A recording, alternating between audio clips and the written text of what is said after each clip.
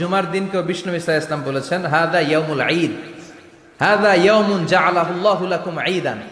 তাবারানীর হাদিস।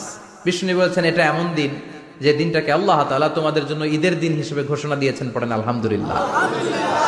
আল্লাহ তাআলার একটা বৈশিষ্ট্য হচ্ছে সুন্নাতুল্লাহি ফিত তাফদীল।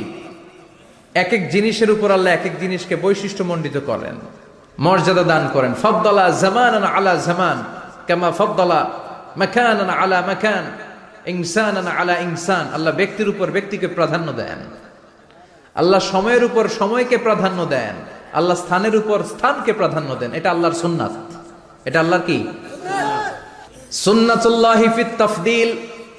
ফাদ্দালা জামানান আলা জামান কামা ফাদ্দালা মাকানান আলা মাকান, ইনসানান আলা ইনসান। পৃথিবীর সব মানুষগুলো এক রকম নয়, এক মর্যাদার নয়, আবার লক্ষাধিক